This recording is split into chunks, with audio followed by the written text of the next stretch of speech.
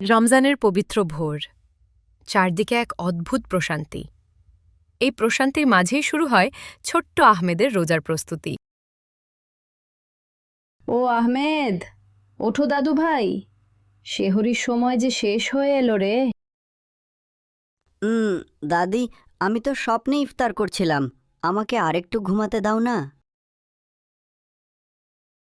ওরে আমার স্বপ্নবিলাসী ভাই রে, স্বপ্নে রোজা রাখলে কিন্তু সওয়াবটাও স্বপ্নেই পাবে। জলদি ওঠো।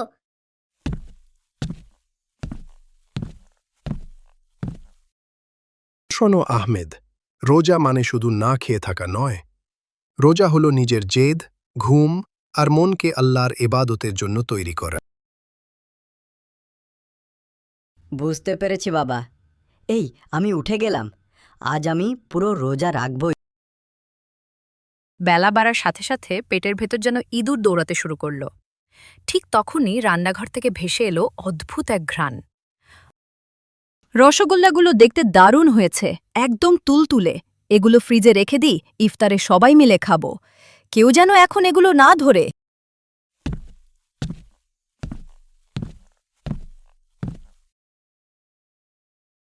কি হে আহমেদ, ফ্রিজের দিকে এত মন দিয়ে কি দেখছ? রোজা রেখে ফ্রিজ বা খাবারের দিকে তাকিয়ে থাকলে সওয়াব কিন্তু কমে যায়। না, মানে আমি দেখছিলাম ফ্রিজটা ঠিকমতো বন্ধ হয়েছে কিনা। লোভ বড় দায়। আহমেদ শেষ পর্যন্ত নিজেকে সামলাতে পারল না। কিন্তু সত্য কি কখনো লুকিয়ে থাকে? এ কি, রসগোল্লা একটা কম কেন?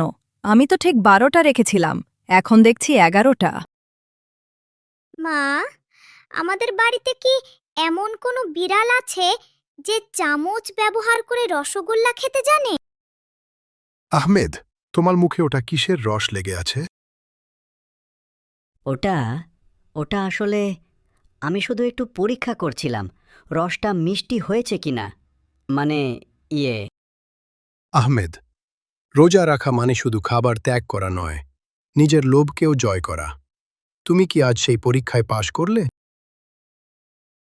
মনে রাখবা, আহমেদ, আল্লাহ তায়ালা আমাদের অন্তরের খবর জানেন।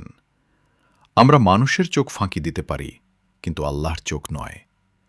তবে যে নিজের ভুল বুঝতে পেরে তওবা করে, আল্লাহ তাকে ক্ষমা করে দেন। আমি তো ভুল করে ফেলেছি। আল্লাহ কি আমার ওপর রাগ করেছেন? আমি এখন কি করব? ইমাম সাহেবের কথাগুলো আহমেদের কানে বাজতে লাগল। সে বুঝতে পারল, রোজা নষ্ট হওয়ার চেয়েও বড় ক্ষতি হল মিথ্যা বলা বা সত্য লুকানো। অবশেষে সেই মাহেন্দ্রক্ষণ। আজানের সুর ভেসে আসছে চারদিক থেকে। আহমেদের কাছে আজকের ইফতার অন্য সব দিনের চেয়ে আলাদা।